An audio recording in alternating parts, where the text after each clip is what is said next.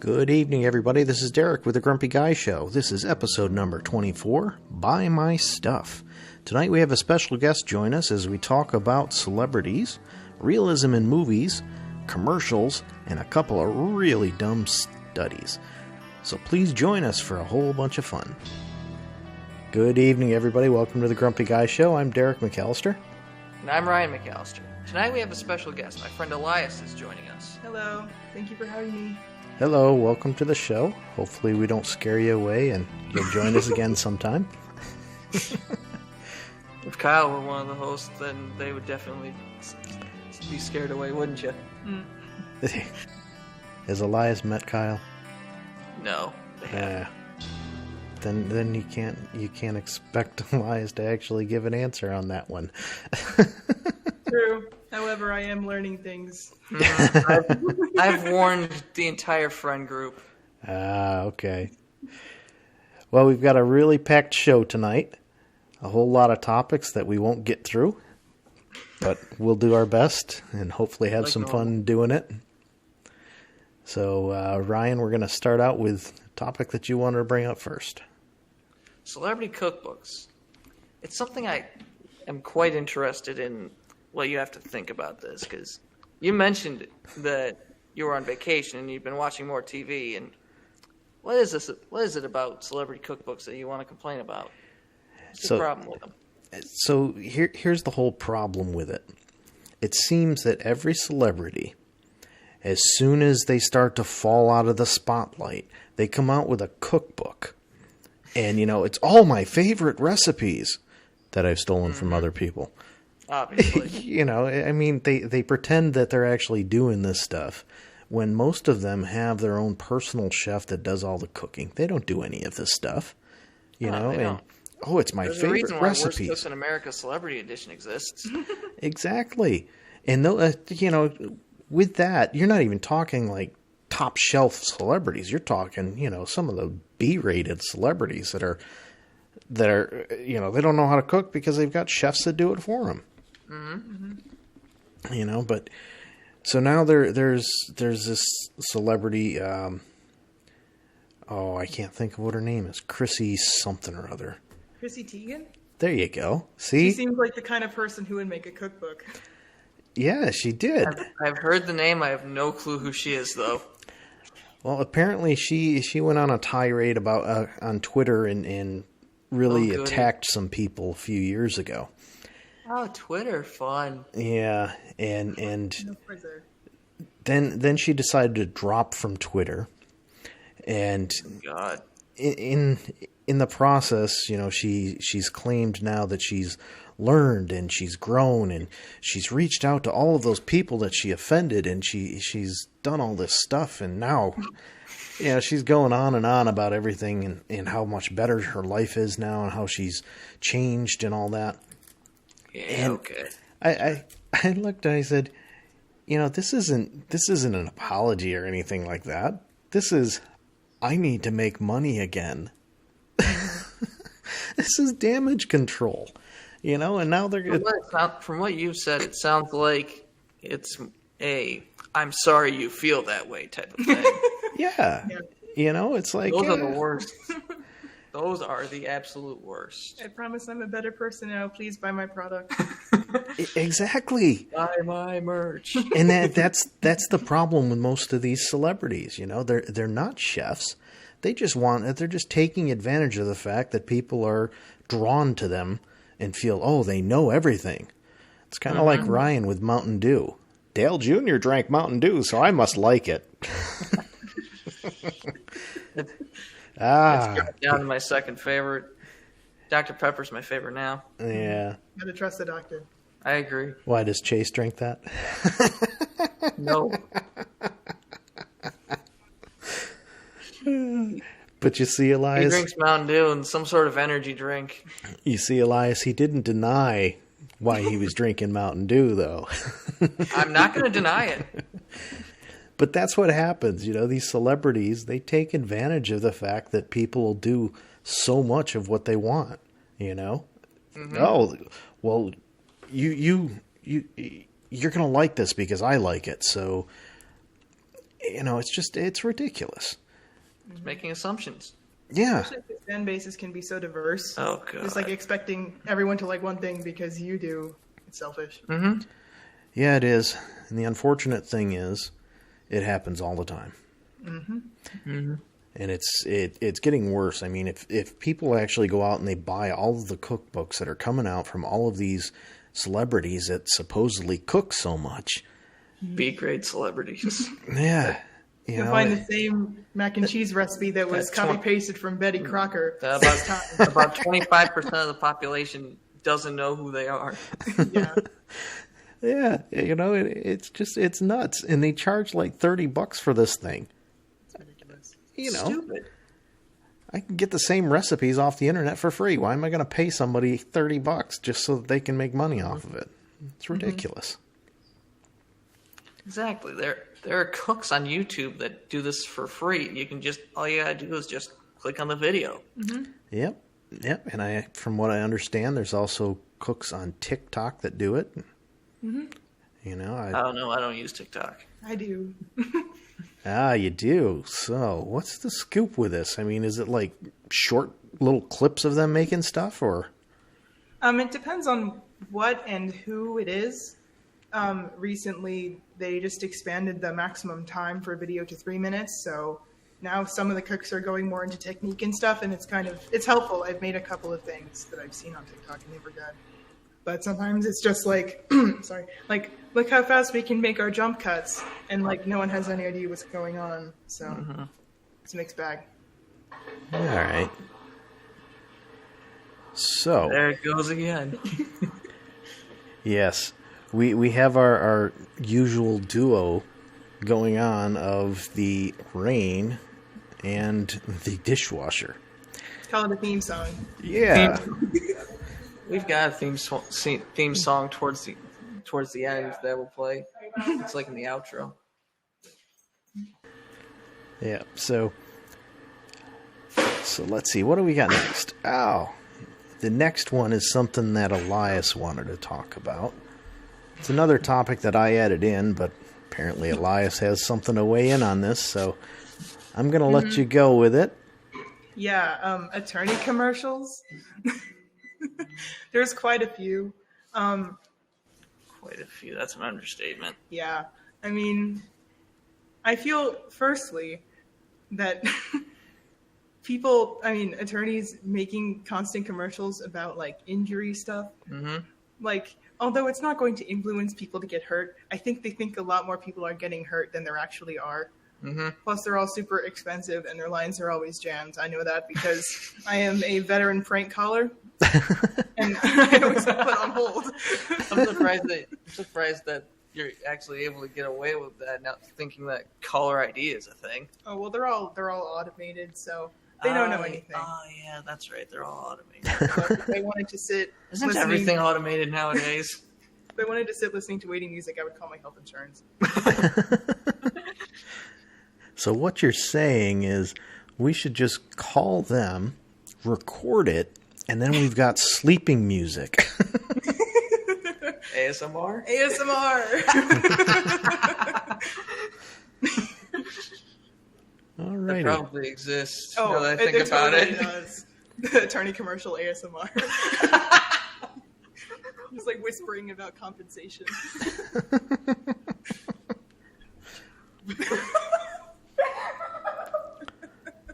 If your loved one has been diagnosed with mesothelioma.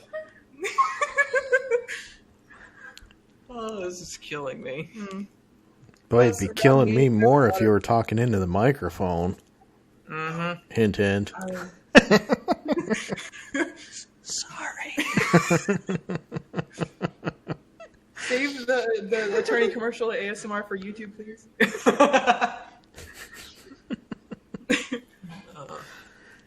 So the problem that I have with attorney commercials is there's just way too many of them. Mm-hmm. Oh, yeah. I mean, every time you turn around, there's some attorney saying that they're the best and they've been getting people money for years and years. Years and years. It's like half the reason that we need these attorneys is because of the attorneys. So let's just end the whole stupid thing. Mm-hmm. But we all know that's not going to happen. So who's microwaving what in the background? Change. You need to fill airspace somehow. God forbid with good content. Yep. Yeah, and that's it. You know, the good content is all gone. Mm-hmm. I mean, you look at half the shows that are out there now, and they're either spin-offs or repeats using different religious base or race or remakes. Whatever. I mean, Remakes it's just everywhere. remakes. You know, you look at the Wonder Years, and they're redoing that, but now it's all with the black spin instead of the original white. And I'm not saying that having an all-white cast like they did before was right, but that doesn't mean spinning it completely around and having an all-black cast is right either. Mm-hmm. But that's in terms of plot repeating, it's just like, Yeah, why make the exactly. same show twice? exactly. It's like how it was. It's like when they made the Ghostbusters remake. Yeah, no one asked for the Ghostbusters Nobody. remake. Exactly. And now they're making a sequel to the original two. Oh yeah, I saw that. Supposedly that one's supposedly it's more in line with a sequel and not so much a repeat. But Yeah. I don't know. I don't know either. They're just getting to the point where they have no imagination. No, they don't. Or like it'll make the same amount of box office money if you put if you put no work into it, then like Exactly. why would they do it? Like why would they actually try to be innovative? If you play towards nostalgia, it'll make more money. Yeah, it'll get that audience back. Well, yeah, because it'll get the old people going in there to complain. And their kids. Mm-hmm. Yeah, their kids going in Kids not will knowing. complain. That's why The Last Jedi and Rise of Skywalker didn't do all that well. Just because of old people complaining. No There one you wanted go. the effects to be good. Well, that's the other thing. Now, you haven't. I don't know how many you've listened to out of our podcast, but I'm going to repeat it. The other issue that there is not only do you have the same plot, but all they're doing is they're redoing it so they can put in all these huge CGI effects, and you lose the whole movie with, oh, look at this, we can make the Hulk so that he's so huge that a normal human being that large just could not move. I mean, it's just insane. They need to go back. The biggest complaints that I've seen about the Star Wars prequels was too much CGI. I think it was just mostly in contrast to the original trilogy, which used like almost none. That's because CGI wasn't really a thing back then. Right. No, it was not a thing at all. I think people gave it a lot of crap though, because not only was it like, oh, new plot, but they changed a lot. Like a lot of the visual effects from the original trilogy made it like what it is. So it's like, why is this so different? The re-releases of the original trilogy. You can't forget about those. Yeah, and with that, I mean, I actually watched something that showed the differences that they put in, and I've watched that too. you couldn't really tell the differences. Like if you were watching it, you wouldn't notice these differences. So you're kind of like, yeah, okay. What was the point? Right. It's like releasing a deluxe version of an album. Like it's the same thing. It's just costs like $30 now. Remastered songs. Remastered songs. Yeah, the remastered songs just annoys me. Let's put a slight amount of reverb on it and then like, oh, yay, let's make money.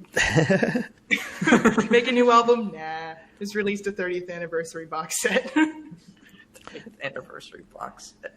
Yeah, and this kind of goes into one of the other topics that I brought up. So we're gonna go out of order. Imagine that. It goes back to. Never done that. It goes to the realism in movies. Now, Realism. Yeah. We're not doing video, Ryan. They can't see the air quotes. I don't care. They're in spirit. Of course they are. They were implied. So by now, just about everybody has heard about the tragedy that happened on the set with that movie Rust. Oh, the one with Alec Baldwin. Yeah, the one with Alec Baldwin. You know, and the whole thing is, they try to make these things so realistic that, you know, they put blanks in these guns. Mm-hmm. And to me, that is someplace that CGI could be used to make things so much safer. Exactly. Plain and simple. You have a gun that could never, ever be fired. It doesn't need to be. And then they click, and that click, the sound engineers can cut that out so that it's not heard.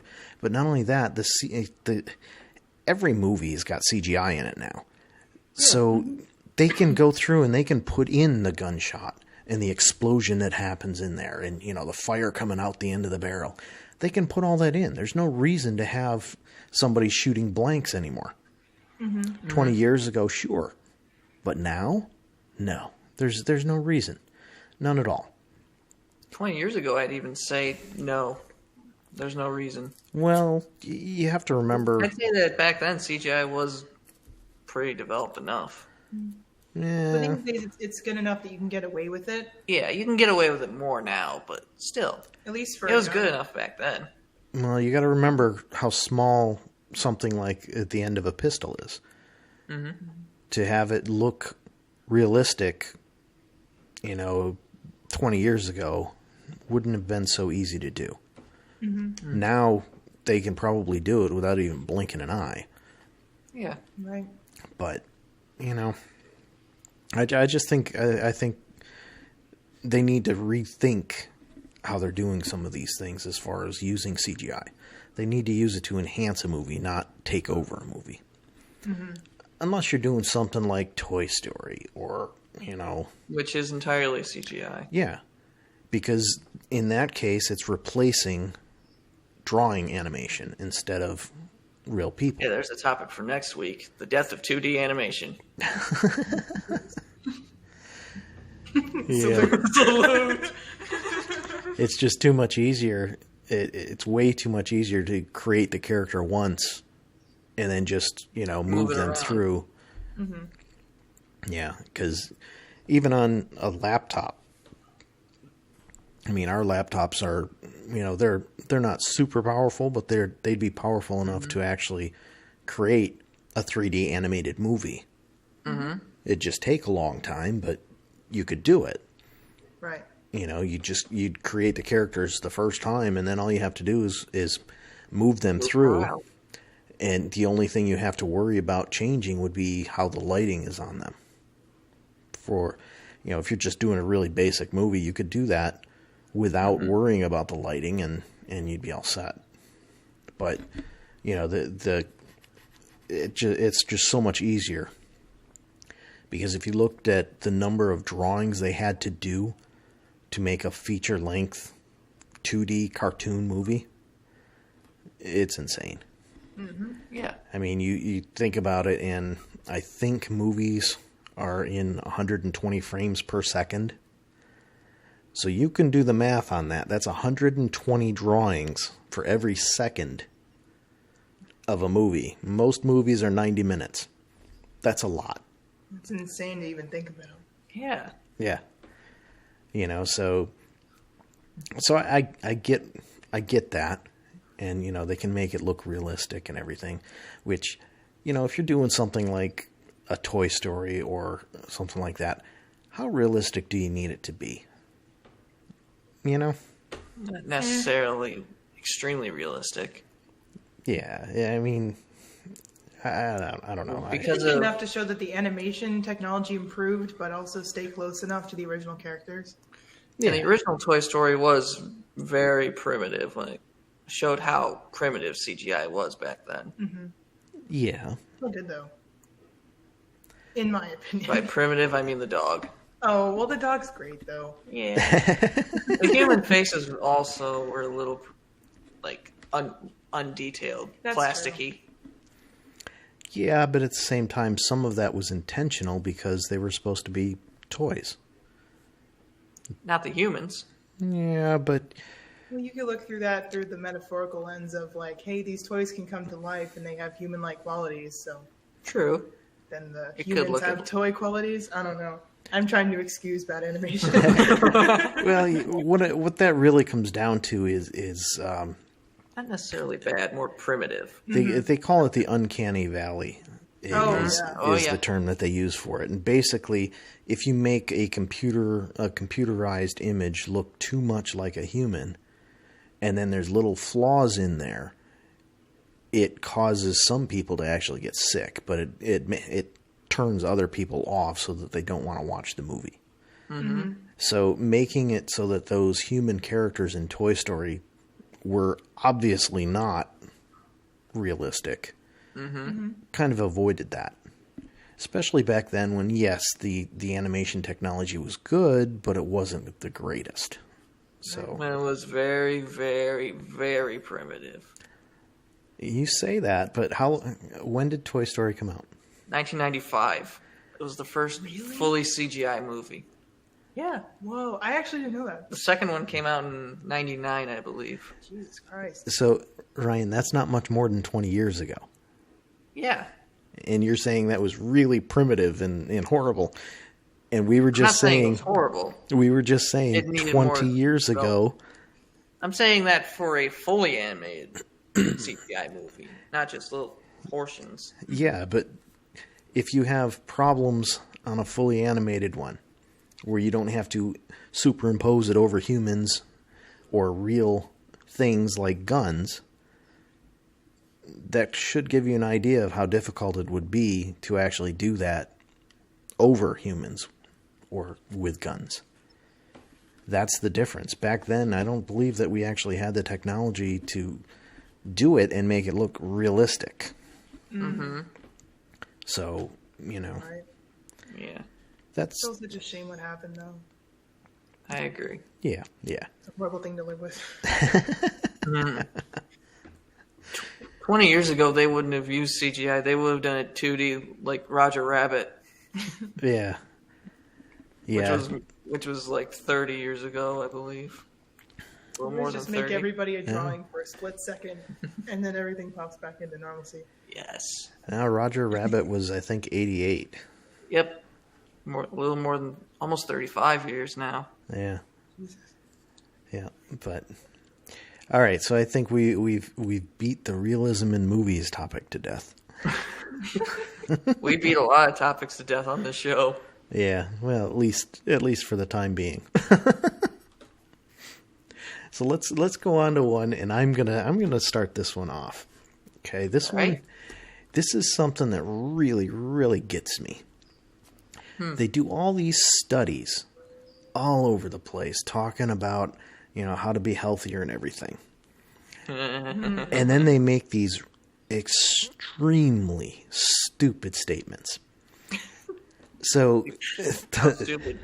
the latest one was, high intake of fatty acids from plants may lower your death risk.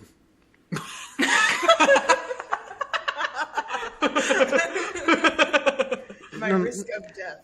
Now, the Death risk. last time I knew, everybody had two things in common. Everybody in the world had two things in common. You were born and you die. There's no getting out of it. I mean, once you're born, you will die. Death So- and taxes. How is it going to reduce my risk of death? I have 100% chance of that happening. Buy my cookbook. Buy my merch. Buy my merch. But the other thing is, what government source is actually saying, okay, we can now fund this because they've reduced our chance of dying? This reminds me of a joke in Talladega Nights. 98% of us will die at some point in our lives. Well, it must be that 2% is on a high intake of fatty acids from plants then. From plants, though. Yeah. 2% includes the Queen, Jimmy Carter, Betty White, Mel- Tommy Wiseau. Tommy Wiseau, Mel Brooks. But does not include Elvis because he just went home. Yeah, he went to his home planet. He left the building. He left the building. But, that just bugs me because you see more and more studies where that's their conclusion. It lowers your risk of death. Death risk. Come on. I'm going to start saying that From now. 100 to 99.9. Yeah. Like hand sanitizer. It's like hand sanitizer. 99.9%. It'll kill 99.9% of all germs. Yes, but the one it won't kill is the one that's going to kill you. Mm-hmm. Unless you're taking a high intake of fatty acids from plants. Okay. It's the fatty I acids. don't need again. hand sanitizer. I need have fatty acids. from plants. From plants. I love how specific that is. I know, right? I feel like it's more like criteria that need like the box check to be able to make a statement like lowering a death risk. It's like if you meet all these very specific Checking the damn box. requirements, you will live forever. Either that or just live like Keith Richards. Mm-hmm. One YouTube video that I watched joked if you drank 1 million or so 5-hour energies, then you could live forever. Yeah, either that or your heart would explode. I don't suggest you try it. Anyone's that desperate to live forever. I don't know. There's some people that might try it. Well, yeah, you're right. People are stupid. Oh yeah. There is that They are Queen stupid song, enough. Who Wants to Live Forever? Mm-hmm. Too bad it didn't work out for Freddie. Rest in peace. Salute. Salute. We're saluting everything tonight. Ah, yes. Soon we'll roll out taps. All right. So one last quick topic out of what we have. So Quick. yeah, Air quotes. yeah. Oh, look at that! Ryan's remembering we're not doing a video podcast. Not yet. So this morning on the news, they were talking about some military vehicles that crash, right? Mm-hmm. And they said the Humvee is the excuse me, the Humvee is the most widely used military vehicle in the United States Army, and it has the most crashes out of any vehicles within the military. That makes sense. My father had a Hummer, and he said it was the only car he ever crashed. But my point is, it's the most common vehicle in the military. Right. Yeah, it's obviously. And it's involved in the most crashes. So you take something that, there's 200,000 of, and it's involved in more crashes than something that there's 10 of. Whoa! My mind's blown. Who would have thunk? That's like saying that in Syracuse, Toyotas crash more often than other cars. Because there are Toyotas everywhere around here, right? I haven't been off campus. I hope you have to find out. I'm just talking about what take your I've word for seen it. on our walks. Oh. But yeah, it's ridiculous. The government funded that study. Who knows how much it cost, but yeah, we did a 3-year study to find out that the vehicle that's most common has more crashes than all the rest of them. No way! You don't say. All right, folks. Well, you probably heard the music starting up in the background. It's been a really fun episode, and I hope Elias will join us again sometime. That would be fun. Cool. All right, guys. Good night. We'll see you.